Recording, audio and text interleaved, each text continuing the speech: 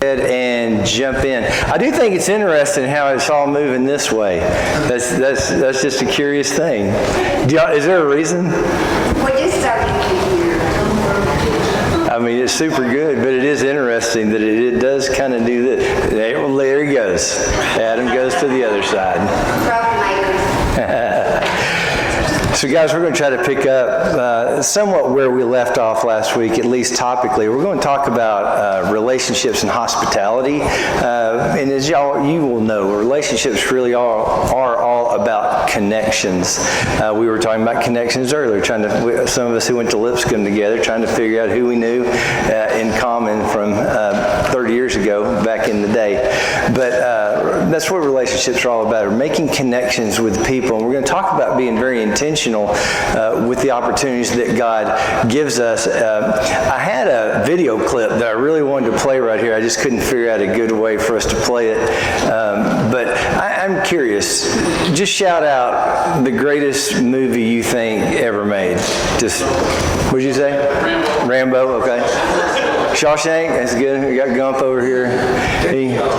What did you say? Tombstone. Y'all are not wrong. That's actually a pretty good top 10 list. But the greatest movie ever made, at least for my purposes tonight, is Lego Batman. Because there's a scene where the Joker is trying to convince Batman that their relationship is special. Because they're going back and forth and all this. And he says, Batman says, nah, there's nothing special about you. I don't need anybody. And that's what the whole movie is about. But if you just want to have a whole lot of, one of those movies that surprise you, how much fun you have watching it, Lego Batman. So there you go. All right. So disciple makers, and that's what we're talking about this month. We focus on being intentional about the relationships that God has given us. And I'm going to cover a couple of things that we talked about last week. I know there are a few people here this week that weren't with us last week, so it'll be first time for you. And I think a helpful reminder for the rest of us. So how are we going to be intentional about the relationships that God has given us? Is first to just recognize the nature of relationships, that we are already surrounded by a group of people. I think when we talk about evangelism and those kinds of things, which let me share basically a thesis statement real quick that I said last week for anybody that didn't hear it. Churches grow when every member of the church owns the mission of the church for themselves. And so when we don't make Sunday do all the heavy lifting, when we're out there talking to people about Jesus, the people that God has surrounded us with, well, that's when the church grows. And that's when Sunday mornings get really fun, because we're just celebrating what God's been doing all week long. So that's kind of a thesis statement that I'll probably say a variety of different ways. But a lot of us are afraid of this idea of telling others about Jesus, because we think we've got to go up to every stranger and try to create this conversation. And it's not true. You just don't have to do that, because God has already given you nieces and nephews and co-workers and brothers, sisters, all the people that are in your life. We know a lot of them, they've kind of walked away from the Lord and walked away from the church, but they love you.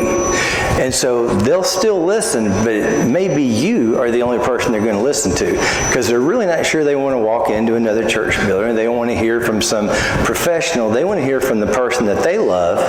And so one of the challenges as we think relationally is loving people enough to overcome our fears and our anxieties about talking about Jesus to the people in our life. We need to figure out how to get confident to overcome that. But you are surrounded by people. And we talked about this last week. Wherever we are, think of ourselves as being sent there. So Adam, we were talking about your job earlier. I mean, one way you can think of a job, and he likes his job, but even if you did or you didn't, if you thought, I'm here to do more than what on the surface it would appear that I'm here to do. So maybe, whether you're a teacher, whether you're a student, whether you're a welder, I know that's not exactly what you're doing now, but the idea, it's about more than what we think it is. You're there to be, as Paul would call it, an ambassador for Christ. That doesn't mean that every sentence that comes out of your mouth has to be the plan of salvation. It just means you're modeling what it means to be a Christian. You're illustrating with every word that comes out of your mouth what a man or a woman of God looks like to other people. And that testimony is really significant. It makes a big difference. I hope you've had the experience over the course of your life where people just at some point, you're surprised that they already know you're a Christian because they've just seen you conduct yourself in a special way, in a way that's just a little different than maybe most other folks do. But that's when we see ourselves as sent, it really makes a big difference. Now, this is a harsh quote, but I don't know, when was Charles Spurgeon? Was he 18th century or 17th? I don't know. He was a few years ago. They didn't mess around. They just said it. Every Christian is either a missionary or they are an imposter. What this recognizes is you are sent wherever you are. You are Christ's ambassador wherever you happen to be, in every relationship you have. You don't get to have certain relationships where you're Christian and other relationships where you're not. That's a very messed up sort of life. So we just want to think of, as you go, we make disciples, because that's just who we are. So I think seeing yourself as being sent does give purpose to literally everything that you do. And I think that's one of the sweet gifts that Christ gave us. When he told us to go make disciples, he invited us to be his hands and feet and to be part of his mission. And I think it gives everybody a life of passion and purpose. And really we can walk in power just knowing that, whatever it is we do, the biggest thing we do is share the good news of Jesus Christ with the people he's put in our lives. So I kind of learned how this applies to every phase of our lives. I was a worship minister for 20 years. That was kind of my vocation throughout the course of my life. And all my education really is in worship and putting together worship services and these kinds of things. And so I'll give you just a quick run through this, but the sending is going to be the most important one. What I'm trying to illustrate is that all of us are always being sent. In the gathering, when we first show up to church, we're remembering who God is, and we're remembering what God has done, and we worship him for who he is. So maybe you start church. I'm going to use old songs because most of us will know most of those, but kind of the "To God be the glory," great, that kind of stuff. You're remembering all the great things that God has done. And then maybe you get to those moments in a worship service where you're just singing directly to God. Kind of this, maybe it slows down a little bit. To me, that's when the worship really starts. You're recognizing who he is.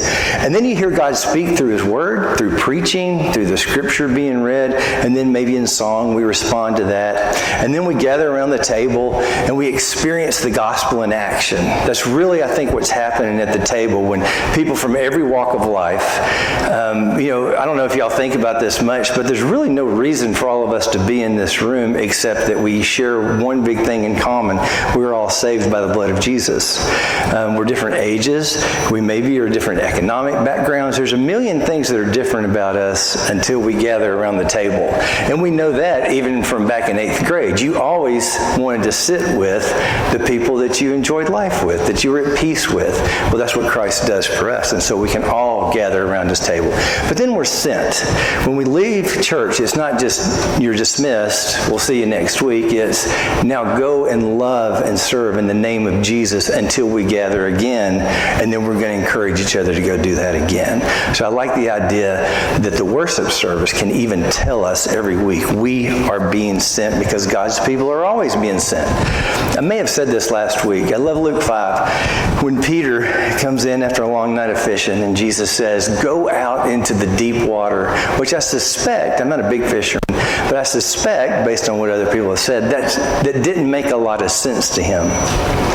But then he responds to Jesus in that moment. He says, because you said so, I will go. He sensed something really special about Jesus already. There's a reason for that. He had already healed Peter's mother-in-law, I think, in Luke chapter 4. But in Luke chapter 5, he says, go out into the deep water. And so he does. And I am struck by the fact that he and James and John and whoever else was there, they were sent to do something. And I think there's something in that for us because when we get to the Great Commission, we're told to go and make disciples. We're always being sent. So wherever we go, we have the opportunity to share and be good news for other people. I do find this little piece of of artwork interesting. It's kind of heartbreaking when you realize that there's only 11 men standing there listening to Jesus, because they're not showing Matthias and they're not showing Judas either. I just think, wow, Judas, you were there the whole time. You walked with Jesus the whole time, and you will always be remembered as the guy who wasn't there at the end. So anyway, it's kind of striking. All right, so we're doing a little how-to, and last week we talked about, I do them as stair steps, but they're also known as the conversation quadrants, where we want to be intentional about the relationships in our life by understanding we're surrounded by lots of casual relationships, but because we're the people of God, wanting to share the good news of God, we gather information to make those more meaningful, because we're looking for a spiritual opportunity, which is awesome. Hey, can I pray with you about that? And then once you've done that, we just find some tools where we can actually study the Bible together, and that's when it becomes a disciple-making opportunity. I realize I'm going really fast, but I feel like this is kind of review stuff, and so if y'all need me to slow down, I mean, this is class. You can holler out and say, hey, let's talk about that more, or I didn't believe what you said about that. But now that a little break in the action, let's talk about the desserts tonight at the dinner. So I have to admit, y'all know how I felt about the gooey chocolatey thing that Amy made last week, and it was pretty special. And I was anxious to see, because I saw her carrying something in, what she was going to do, but then I also saw pecan pie. So who made the pecan pie? Anybody want to own the fact that you made the pecan pie? Well, it was really good, whoever made that. But I will say that she was showing off this week, because the pumpkin cheesecake was still warm. And so I'm just saying, if you skip by it on the table, that's your thing now. You're the dessert lady at church. So, all right. So why are we focusing so much on relationships? Well, for two reasons. One, because we forgot to do that. I think we're good at relationships with each other. I think churches have always been really welcoming places. And once somebody comes inside the doors, I think Christians, we're really good at that. We're good at loving on people. And we're good at doing ministries out in the community. I think if we could just rediscover the ability to be able to do that for our neighbors, to be able to break through those barriers and be able to say, man, if our relationship was just based on something bigger than the things maybe we have in common by living in the same neighborhood or just hobbies and stuff, man, if we could just have a relationship based on Jesus, how special would that be? So we focus on relationships because that's what Paul modeled for us. And the example, in my little examples here, is Timothy. You recall in Acts chapter 16, Paul's just doing his work, he's traveling through, and then he shows us what this can look like. He identifies this young man, Timothy, and Timothy is clearly a well-prepared, trained young man from his grandmother and his mother, and so he's a person of faith. But he becomes a follower of Jesus, and so Paul includes him in his work. So I guess I'm thinking of any men here. One of the ways that men of God pass on our faith in God is just by including young men in the things that we do. We know that from coaching or any kind of mentoring or basically any kind of apprenticeship job, just including young men in your life simply because it's an opportunity for you to show someone else what a man of God looks like. And I think I used some examples last week, same for women as well. Just include other people in your life, and we'll talk about that here in a minute. That's what he does with Timothy. And it gets to the point, their relationship, that he does refer to Timothy as his son in several different passages. And so you have a real sense of their relationship. And when you read the letters that Paul writes to Timothy, you can almost feel that, that fatherly relationship that he has with him as he talks to him about how to deal with a variety of situations in his life. But what's significant is that in 2 Timothy 2:2, he basically says, now what I've done for you, I want you to do for other people. So, and the things you have heard me say in the presence of many witnesses, like you've been watching me, I want you to do that. I want you to entrust that to other reliable people, just as you have been a reliable person to me, who will also be qualified to do that for other people. I guess I want to point out that was always the plan. We kind of made it be, let's invite people to church and they'll go to Sunday school and they'll be in our programs, and I am for every bit of that. But real life change happens in relationship, by sharing life with people. And I think we kind of instinctively know that, and I just want to pass on to you that that's true in the church as well. We need all those relationships. I think I mentioned last week, I've been a part of Celebrate Recovery for many years, and what we recognize is you need to be part of that large group meeting, where everybody's there. I need to know that people are going through this struggle with me.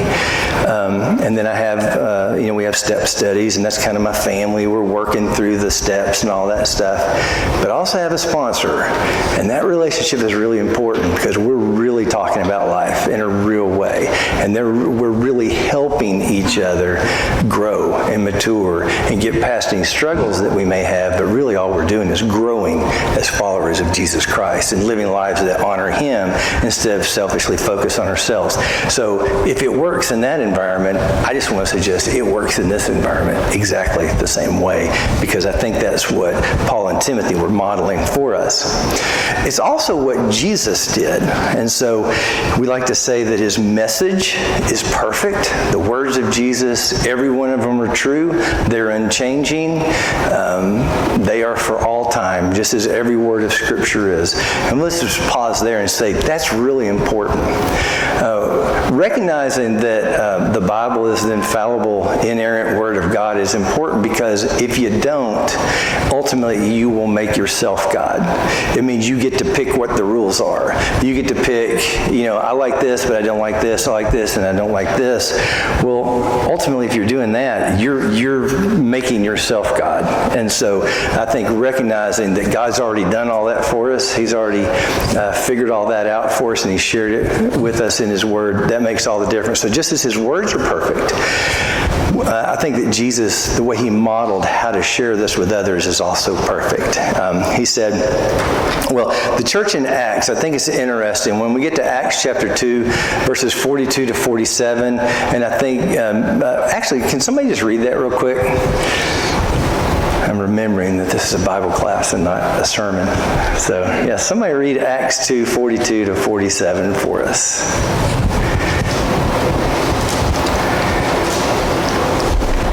Everybody's looking at you. You must be it. Yeah, that's been the tradition. Yeah. 42 to 47.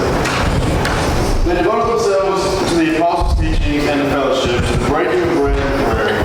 Everyone was filled with awe at the many wonders and signs performed by the apostles. All the believers were together and had everything in common. They sold property and possessions to give to anyone who had need.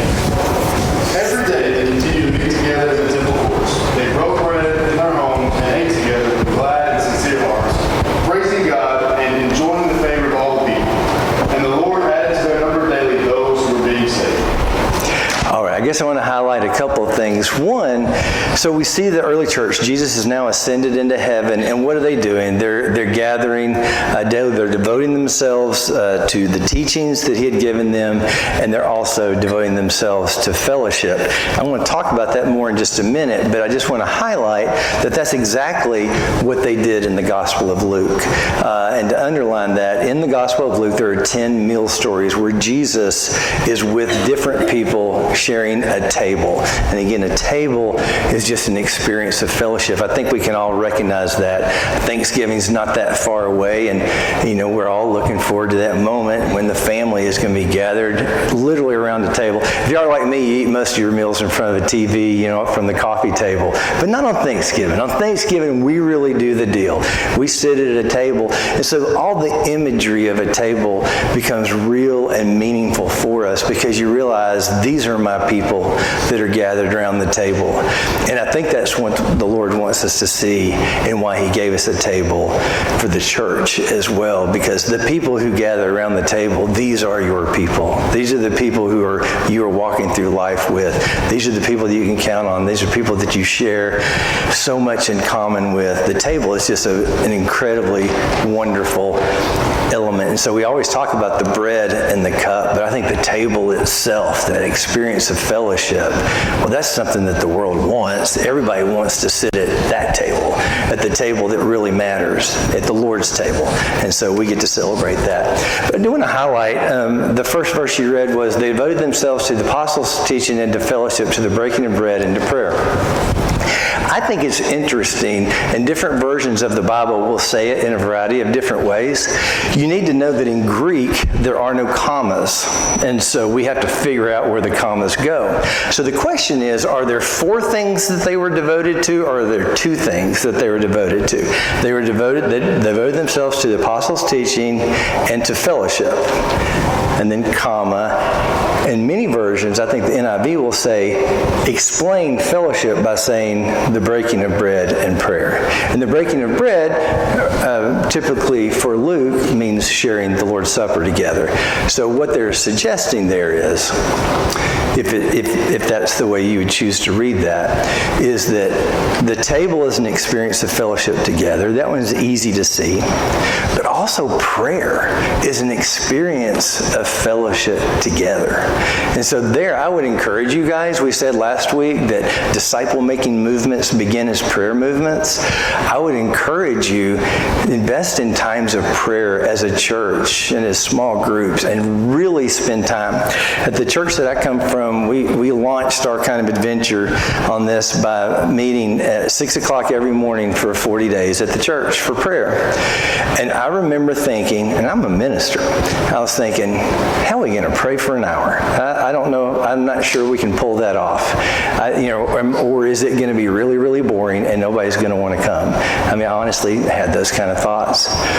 And I will tell you, just the experience of praying with brothers and sisters at 6 o'clock in the morning for 40 days straight was just transformative. I mean, just hearing their hearts, hearing what they pray about. We had a way of leading our way through that. We'd have some verses for the day that would kind of inspire the way we would pray. But it suddenly got to where an hour just wasn't long enough.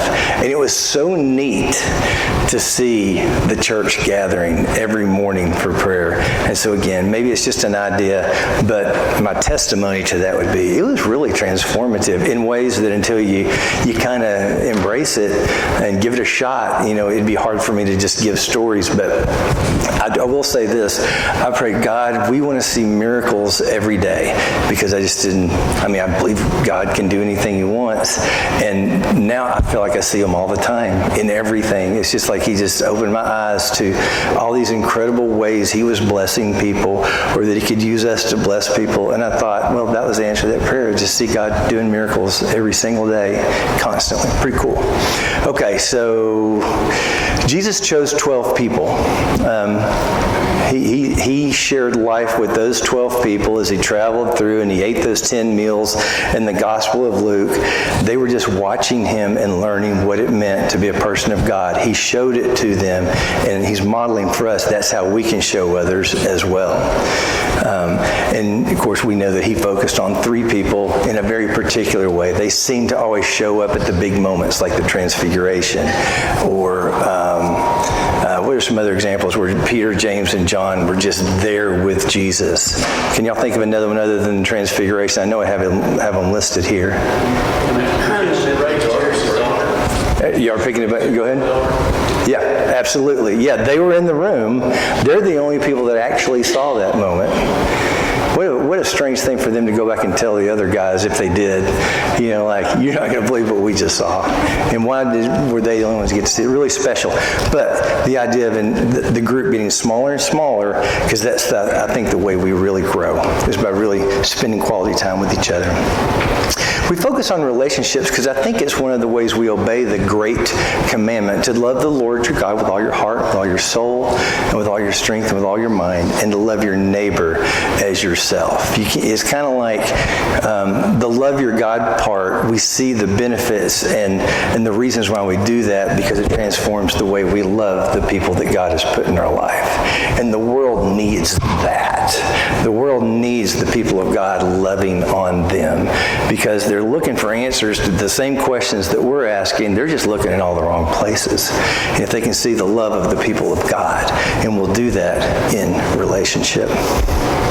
All right, so why do we disciple? No, who do we disciple? Well, we disciple fat people. It's very important that I know that's rude sounding, but that's who we disciple. People who are faithful. I'll get them all up there, so the obnoxiousness of that acronym, I didn't make that up. It's easy to remember. So when you're looking for someone, hey, who am I going to invest in? Because I don't have all the time in the world, but I have some time. And if I'm going to invest my life into someone else's life, I want to find someone who's faithful. They're serious about this. They want to grow as a follower of Jesus, or they want to discover Jesus. I don't want to force people to do this. If I pray about it, I think God will help me find a faithful person. But they also have to have the time to do it. If they have such a schedule that, hey, we decided we're going to do this, but they're just never around and never available, then maybe that's just not the right person. And it's okay to find someone and start, and then just realize that they're just not going to be available. That's okay. It's a good experience for you. It's a good experience for them. Maybe you're just getting to plant the seeds when you can. But what you're really looking for is people who are faithful, available, and teachable. That's really important. And that one's that's a bigger deal than maybe we realize, because sometimes we come across folks and they just want you to know what all they know. And we're trying to share with them something special about Jesus. It's not even what we know. We want them to discover something new about Jesus, not necessarily have them, tell us everything that they know. And we need to be sensitive to that as well. When we're sharing Jesus with somebody, let's pretend that we've been in church for a long time and they're newcomers, so they feel like they're starting from behind. We need to be really careful, and there's a tool I'll share with everybody as we go along, that we don't want to blow them away with our vast biblical knowledge because we went to Lipscomb or whatever, and had a million Bible classes. We just want to walk with them and help them discover God for themselves, and we can do that. All right. So how do we find people to disciple? Well, we remind ourselves that they're already there. They're already around us. Maybe it's somebody you work with, maybe it's somebody you're in school with, maybe it's your niece or your nephew, and so forth. And I think we can pray our way there, and pray, God, just make it really obvious. If I'm gonna overcome everything that wants to prevent me from talking about Jesus, make it really obvious who you want me to do that with. And while you're at it, make it easy for me to do that. Just make it easy. We have a Wednesday night class, and this summer we've been door knocking. I don't know if I talked about this last week or not, but I don't know about y'all. But again, I'm a trained professional. I dread door knocking until I do it. I'm never disappointed, and I almost have never found anybody that the thing that you're scared is going to happen, it almost never happens. Nobody's really ever that rude or anything, and usually the blessings that are waiting on you would blur that anyway. I remember 2 months ago. So we're going out there, and I'm the class leader, so I have to do this. And I'm praying all the way out there, God, just make it easy. Make it easy for me, make it easy for other people. It was amazing how many people that I just was able to strike up conversations with. Hey, is there anything we can pray about for you today? And they're like, well, you can pray about this, pray about that. And I'm just standing on somebody's front porch that I'd never met before, praying about whatever it was they wanted me to pray about. And it was really special. And what we were doing, I don't know if I mentioned this last week, but I think it's just a great outreach. We were just showing a movie. We called it Screen on the Green. Did I mention this last week? All right, we had a thing called Screen on the Green. So we just found some family-friendly movies. I think we did the Super Mario movie the second time. The first time, I think we did Inside Out 2, pretty, non-controversial type movies. And we were just inviting families, and we were just saying, hey, this is a community-wide gathering. We're just inviting you to, we're going to have hot dogs and hamburgers. The second time, we gave away back-to-school supplies, stuff like that, stuff that would be a blessing for people. And we invited them to come and say, yeah, and we're from North Boulevard Church of Christ, so hey, if there's any way we can be serving you right now, anything we can be praying about, we want to be all that for you, but we just want you to come. And here's what we found. They don't even know their neighbors. They don't know each other. We think, well, we're in their neighborhoods, so they all know each other. That's not true. Nobody leaves their house anymore. So we actually realized we were kind of building a community out of a community because they didn't really even know each other, which was kind of a surprise and a really neat thing to discover. But what was really special is the night we showed the movie, we had about 200 from this particular neighborhood. They showed up. And so, we're all out there, making hot dogs and hamburgers and doing all that stuff and just being nice to folks. And then they started showing up on Sunday morning, and then we've had baptisms, and it's just, all of a sudden you just realize, okay, this is how Grandma and Grandpa used to do it. Yeah, when we grew our churches, this is what we were doing. We were going out and meeting people, and we were engaging with them and providing for them as best we could, but mostly we were just using those as opportunities to create relationships where we could talk about Jesus. So one of the things I think that we all need to do, and I include me in this, so I think we need to rediscover the gift of hospitality. Now, that seems odd for me to say, considering I've been here 2 weeks, and both weeks we had a meal out there. You guys have been incredibly hospitable. And I think let's go through a few verses. With the Lord's people, it's pretty easy. Romans 12:13, share with the Lord's people who are in need. Practice hospitality. Take care of each other. I think that comes very naturally to us. Offer hospitality to one another without grumbling.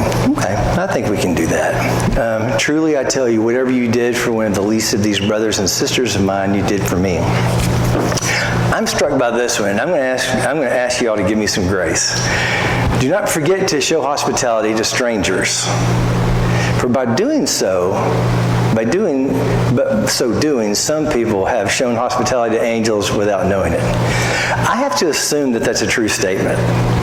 I just have to assume it's a true statement. It made the Bible. I don't see any really particular reason why I have to convince myself that it doesn't mean exactly what it says. And I'm going to share a story real quick. And I hope all you guys have a story like this too, but I like my story, and so I'm going to share it. My first ministry job, I was in Albuquerque, New Mexico, and I didn't train at Lipscomb to be a minister. I just had a bunch of Bible classes, and I liked to sing, and so I ended up being a worship minister, and they gave me some other jobs. And so I'm out there, and I'd moved from Murfreesboro, Tennessee. I'd never really not been anywhere else, and Albuquerque, New Mexico could have been Mars. I mean, it is so different in every possible way. And I was homesick. I didn't think I knew what I was doing, and I was sitting at my desk in my office thinking to myself, how long do I have to stay here before I can go home and it won't be embarrassing? Or, when do my kids get out of school? When's their school year end? I got to stay here at least until they get out of school. But I was ready to pack it up and go home, go back to my old job. I tried the minister thing. It just wasn't for me. All right, so about that time, the person at the front desk buzzes me and says, hey, we have someone here who needs to talk to a minister. And I'm like, perfect. And I was the only one there. Usually they would go see the preacher or somebody else, but I was it. I tried to convince them, find anybody, not me. But they're like, nope, you're the guy. All right. So it was a homeless fella. It's important at this point to mention that at our church in Albuquerque, it was an older part of the town, and we generally had the same homeless people around the building all the time, and we knew who they were. They were familiar, they were just kind of territorial. We knew our homeless folks. Nobody had ever seen this guy before. He was a big, hairy guy. Forget those of you old enough, he looked like Grizzly Adams, just like that. And I'm just going to tell the story, I guess, the way I want to tell it. If it doesn't sound graceful, forgive me. I'm just telling you the things that stood out for me. He came into my office, and he just had this gentle spirit about him. He just seemed like a really nice guy. And I have to say, this is the part that's going to sound bad. He didn't smell homeless. I mean, it didn't strike me, because a lot of times that'll stand out for you, and you'll go, okay, yeah, he's a homeless guy. Not that either. Okay, so he sits down, and his situation was there were some Mormon missionaries that were trying to convince him that he needed to be baptized for one of his homeless friends who had just died so that his friend could go to heaven. I didn't even know that was a thing, because again, I didn't train for any of this kind of stuff. It's just, and so I'm talking to him, doing what I think ministers are supposed to do. And I really felt like I was having a bit of an out-of-body experience, because I was listening to what I was telling him, and I was like, wow, that's really good. that's pretty good. You know, you're giving him good counsel. Well, we talked, and he was pleasant, and I felt like I'd said everything I could think of to say. So I went around to pray with him, because that's what you do at the end of a counseling session. This is where it's going to get weird for some of you guys, but I'm just telling you, this is my angel story. All right. So I'm sitting next to him, I place an arm on his shoulder, and I'm just praying for him, whatever his name happened to be. And about the time I said amen, and I almost get a little bit choked up about this, the biggest, hairiest, bushiest kiss landed on my cheek. And I have to say, normally that would be a pretty off-putting thing, but it wasn't. And, well, I'll just say, and 26 years later, I'm still standing in front of people talking about Jesus. I'm just saying that changed everything. Because when he left, I just thought, I guess this is what I'm going to do. You know, I wasn't expecting that. It happened. And I honestly think for me, that is that verse coming alive. And so maybe you got a story like that. Maybe you don't. But anyway, entertain strangers is the hospitality. There's a gift in showing hospitality to strangers. Okay, so hospitality is about the table in our house. I think some of the best work that God's people ever do is around a table. I think God does his great work around a table as we share the Lord's Supper together, and I think we do too. And so I think there's something special about having people into our home. I'm struck by Genesis chapter 18. It's the story of Abraham and the three visitors. You know, these were either representative of the Trinity in some form of theophany, or this was three angels, or it was representatives of the deity or something. But this is a famous, Rublev made this piece of art, and it's called Abraham and the Three Visitors. And it just highlights, so if you remember the story of Abraham, you know, he feeds them, he kills this is the one where they say Sarah's going to have a son, and she laughs, and she said, I didn't laugh, and he goes, yes, you did, and all that. That story.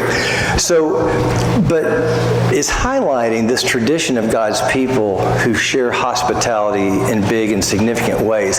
And I just wanted to show this picture because I learned over time there's actually even a cup that they're gathered around in the way that they're sitting. I just think artwork is really amazing how they do that. But they're sitting in the shape of a cup that they're sharing with one another.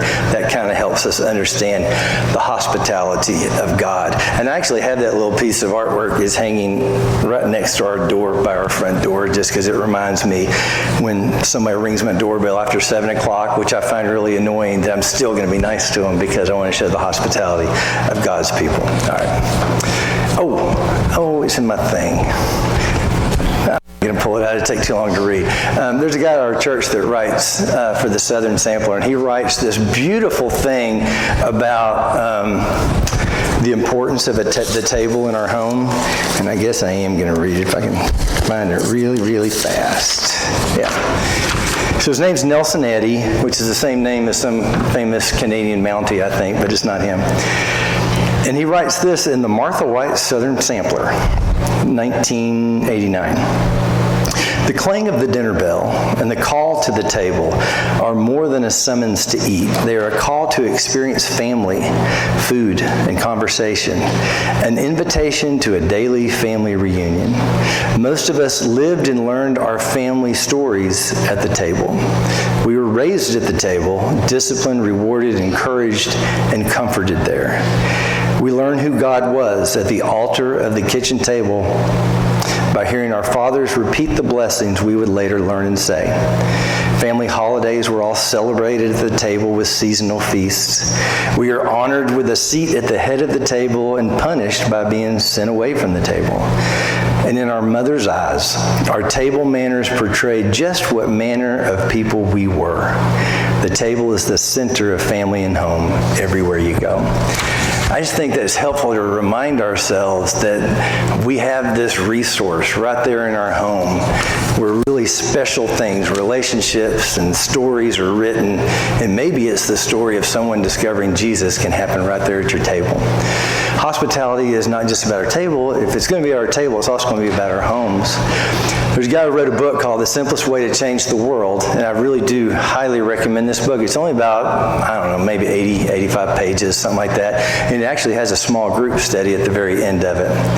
But they have a pretty neat quote in there. Well, let's think about homes real quick. Well, let me do the quote.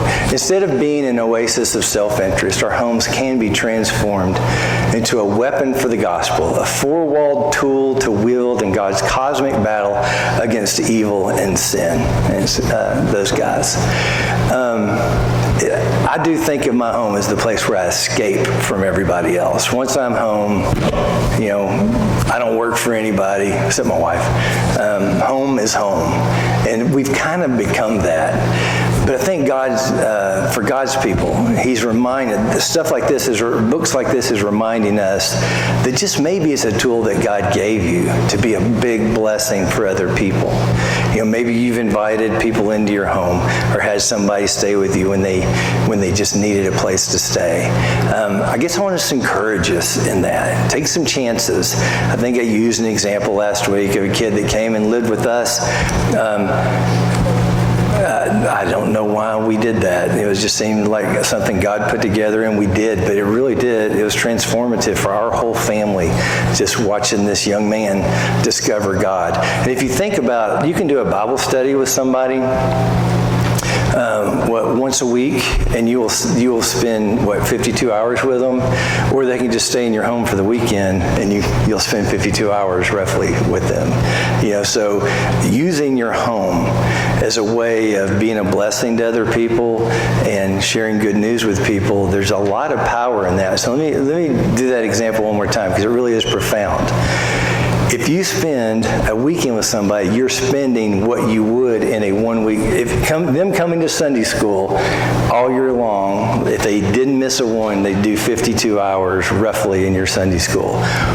Or they can just come and be with you, man or woman of God, for a weekend, and let them watch how you talk to your wife and about your wife. Let them observe how you treat your kids as people of God. Let them hear how you talk about your boss and all that stuff. It's just transformative, and they just get to see what the men and women of God do. This is mine. So if you're an empty nester, remember those empty bedrooms in your house, they all belong to God. How can you use them for His glory? And it might lead you to do something that'll surprise you, but it might be the most incredible blessing for some person who is going to be stunned that you said, you know what? Come stay with us for a few days, and let's see where that goes. All right. Hospitality is about including people in the ordinary parts of your day. I guess what I would want you to see here is there's really not any ordinary parts of your day. Discipleship or hospitality is not about adding something new to your schedule. It's really about including other people in the schedule that you already have. It's the people of God, just letting people apprentice with them and just tag along and just watch how they do life. So if you think about your day, you eat 3 times or 2 times or whatever, and you get that opportunity to be around the table. If you invite someone to lunch with you, that coworker that you want to figure out how to talk to them about Jesus, you're not adding something new to your day. You were going to eat anyway, that kind of a thing. If your breakfast is your thing, just invite some young man or woman to tag along with you, just to kind of be around a more mature Christian. Or y'all understand I'm talking about 2 different kinds of things. There's the helping the one person grow as a follower of Jesus, and then there's the help introducing somebody. They're both of great values, the two roads of discipleship. So it depends on what you happen to be doing. Okay. You go for walks. Jesus did really good work just on walks. I think this is depicting the road to Emmaus. My wife and I, we go for walks every night. And I'm just thinking through, okay, what if we invited the sweet lady that lives next door to us? She's a single lady, just living in the house. She would go walking with me and my wife. What kind of conversations could we have if I was intentional about that relationship? So God will do amazing things in just these ordinary parts of your day. Hobbies. I do think I mentioned this last week. So I have a friend, this is not a picture of their house, though he has a very nice home. He built a pickleball court in his backyard. Apparently everybody's playing pickleball these days. He just invites his neighbors over to play pickleball, but not because he wants to play pickleball. He uses that as a way to talk to them as an opportunity to talk about Jesus. And no fooling, he and his wife have baptized 40 people in the last 2 years. And basically it's all pickleball. That's just how they do it. They just include people in that fun activity as a way of building relationships where they can be intentional and tell people about Jesus. So our goal is to be a blessing to other people through godly relationships. There's this little acronym these guys have come up with, and I'll wrap up with this. Begin with prayer. Be a good listener to other people. Spend time at a table with people and eat with others. Find ways to serve them and share stories. And this is where we may pick it up next week. Stories. So there's one story, the story of the gospel. I would encourage everybody to figure out how to say the story of the gospel in just a sentence. We can say it's the death, burial, and resurrection of Jesus Christ. And that's true. That's what happened. But what does it mean? What is the good news? What is the gospel story? Because if I were to go up to someone and say, hey, I just want to inspire you that, there was once a man who he died, they buried him, and he was raised again. That's an important story, but they want to know why that matters. And I think it's this first part. Because God has overcome everything that separated us from Him and from each other through the death, burial, and resurrection of Jesus Christ. There may be another way to say it. That's just something I've picked up on. But yeah, sin separates me from God. Sin separates us too. If you think about it, there's some selfishness or some sin that created the tension that separates people from people, whether it's for any millions of reasons.